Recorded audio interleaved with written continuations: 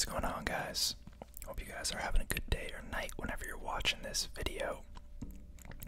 Gonna be talking a little bit today about how much money I think I'm going to want in retirement and kind of how I do the math to get an idea for how much I need to be saving in order to hit that goal. So, traditional disclaimer before I get started that none of this is financial, legal, or tax advice. I'm not a licensed professional in any of those categories, so take everything I say with a grain of salt. Do your own research and consult a professional. This is just for entertainment. Now, I have made videos before kind of talking about budgeting. I think I did a financial advisor role play where I kind of walked through this in reverse, but now I'm going to say if I want to spend X amount of money in retirement, how much do I need to be saving per month to hit that goal? So I'm going to kind of work backwards. So the general approach here that I'm going to take is I'm going to work backwards and determine today's costs, what I would want. I'm then going to adjust those costs for inflation to figure out what they'll be when I'm in my 60s. And then from there, I'll work backwards to determine how much I would have to put in every month to hit that amount based on inflation and, the return of the market. So, gonna go through these first. So, this can be a little bit controversial because I think that some people have different kind of perceptions on what they want to see out of retirement. So for me, as of right now, my mind may change, but I think that I'd like to enjoy a slightly higher level of living throughout my life, and I'm okay to work a couple more years. And if everything goes well, maybe that doesn't end up even need to be happening, but worst case scenario. So I'm thinking, what kind of house or apartment would I want in retirement, and what do I think that will cost in today's dollars? So this one can really depend on where you're living, how big of a place you want, and keep in mind that these costs could be different if you have a spouse. Obviously that is going to help a lot, and I assume most people by the time they're in their 60s will be married, but I'm gonna do this based on me solo. So let's say that I want a nice 2-bedroom in a middle cost of living area. But it's a pretty nice place. Let's say $3,000 a month. Now food, I think the average household spends about $300 to $400 a month on food for a smaller family, 1 or 2 people. But I'm retired. I'm not gonna worry as much about being good on cooking at home and saving money and stuff. I want to be able to go out and have dinners, take my family out, that type of stuff. So let's maybe budget $1,000 a month for food. Now, car lease payment. I think I'd like to have a pretty nice car. I don't think I care a ton to have like a luxury vehicle, like a 6-figure vehicle, but I think that like a BMW or something nice, maybe like an M3. Granted, I may not care by the time I'm 60. That might be a type of thing you have in your 30s and 40s, but let's just assume that I want a nice luxury vehicle, but nothing insane. Maybe in the $50,000 to $60,000 range, which would probably, depending on interest rates, put you at a monthly payment of anywhere from like $400 to $800, depending on if you're leasing or financing, and depending on interest rates. So maybe we put $600 here. And gas and maintenance, if it's a lease or it's a new car, you probably aren't going to have many maintenance costs, and if you do, it's going to be covered by whatever plan you're on. So I'm not too worried about that. But gas, with that, let's just put in $250. You might be traveling a little bit. Utilities, can't see myself paying more than like $150 a month for utilities. Internet, probably similar, let's say $70 in today's money. Car insurance, you're going to be old, you're going to have a long driving record that's probably pretty good by then. In today's money, maybe you're spending $250 a month because it's a nicer car. Health insurance, this is the one that could get tricky because if you retire before 65, but you haven't gotten to the age where you can claim Medicare, you are on your own a little bit. To some degree, this is why I'm investing in an HSA. You probably have to bridge this with some sort of private insurance plan unless your company that you worked for offers some sort of retiree health program, which some big companies do. But let's assume that you have to buy it yourself. Let's go with $350 a month. Probably more than that if you have good insurance, but you can kind of plan for that. You know, let's do $500 to be safe. Subscriptions, probably just some TV shows and other stuff. Let's say $80 a month, and phone, let's say $60 a month. Renter's insurance on a $3,000 a month place, probably going to be nothing crazy, maybe $24 a month. So that should be all the necessary stuff. And then money that you just want to be able to blow on stuff, and vacation money. Let's say you go and you take a trip, I don't know, a week-long trip once every 6 weeks. So you're gonna take, what's that, 8 trips a year. So let's say that trip costs you, I don't know, 2,000. Well, I guess I don't even need to guess per month. So if you're taking 8 trips per year, and let's say you spend, it really depends where you're going. Let's say maybe you budget for 24 grand of travel a year, which might seem like a lot, but I feel like you're in retirement, you want to see stuff. You finally have time to. Let's go with 24,000. Divided by 12, obviously, so that's going to be 2,000. And then let's say, fun money. Let's say I want, I don't know, another $1,500 a month to do whatever with. So maybe that can be 1,000. That might be a little excessive. So we're just under 9K of monthly spend right now. So a year, that's about $108,000 a year. So that is currently what we need to make. $108,000 a year after taxes. That's what our after-tax requirement is. Required after tax. So this is where we kind of start to work backwards. So this is in today's dollars. So if we go to this calculator that I have here, $108,000. Let's put an inflation rate of 3% annually. And I'm 23 now, so let's say,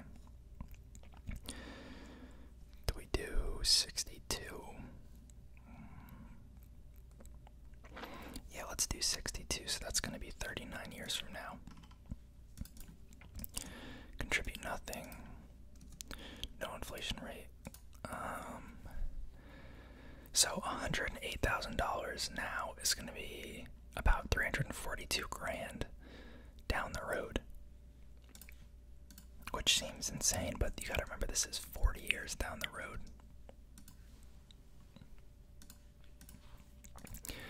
And you never really know what's going to happen with inflation.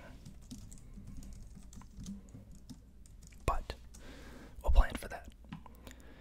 So you're looking to spend about $342,000 a year. Now, realistically, you'll get Social Security, which will be, you know, the average Social Security I think in the U.S. is about $1,800 or $1,900 a month.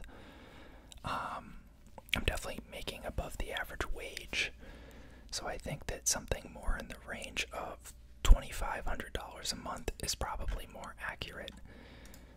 So let's put in $2,500 a month, and let's make sure that's adjusted for inflation for those 39 years. And let's see what that is. So that's $7,900 a month.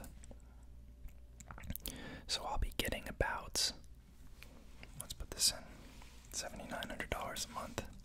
Social Security monthly And then that's going to be annual of about $95,000 in dollars 39 years from now. So that leaves us with a gap. So that leaves us left to cover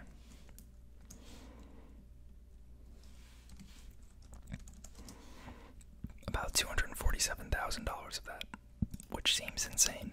I know. We'll see if we can afford it. So that leaves us left to cover $247,000. 200. So let's just call it 247 flat. So to get to 247. So this is where this calculator is going to come in. So let's say we start with $0 now. The market is going to return on average 10% a year. Annual interest rate of 10%, compounding monthly because you're now compounding annually. Number of years to grow 39. Let's try contributing $1,000. No, let's start with 500. But let's increase the monthly contributions every year by 5%. So you get a little bit of a raise at work. You get a little bit of a promotion maybe. You can afford to save some more money. And let's put in an average inflation rate here. Now I think this is going to come up short, but I just want to run it to see what it's at. So this future adjusted value is $1.375 million. The actual value is 4.4, but the inflation adjusted value is 1.38. So if we add $1.38 million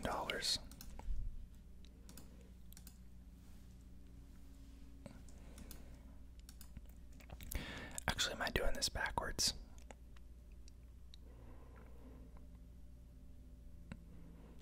That's in 2062 money. So I would do the $4 million value. 4.357.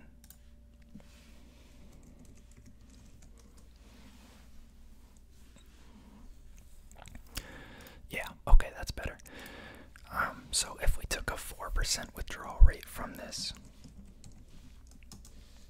that gets us to about $174,000 a year. So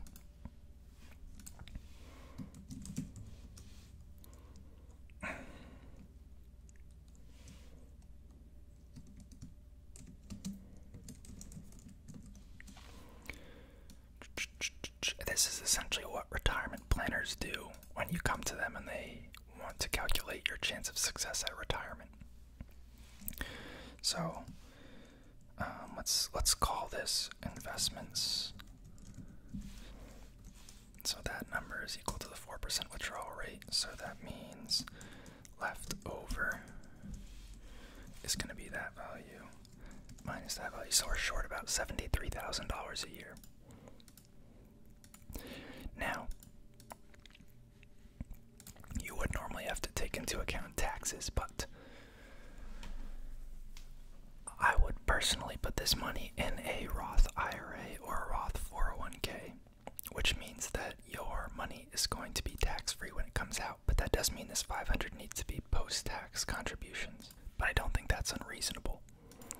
Now let's say I was able to save $800 a month, and let's see, if I increased it by 10% each year, that put me at $880 the following year. Maybe that's a little much. Let's say 7% a year. You increase it between, this is going to be 0, 6%. Let's go with that. Let's see what it gives you. So that's about 7.954. 7.954. That 4% withdrawal then puts you at $318,000 a year. So that is actually enough to cover the expenses. And it actually has you at $70K left over. So let's even drop this down to a 3% withdrawal rate, which is generally considered much safer.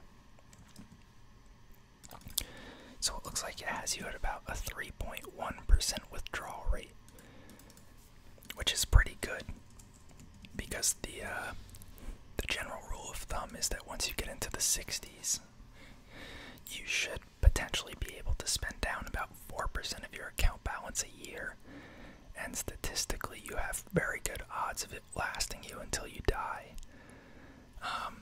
We could even demonstrate that here. So what did I say we had? 7.9 million.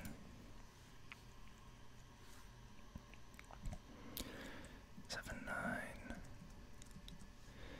Let's say it's in more conservative stuff. Once you retire, it's only returning 6%. Let's say at 62, you're gonna live 38 more years, still 100. And let's say each month you're gonna take out, what would that be?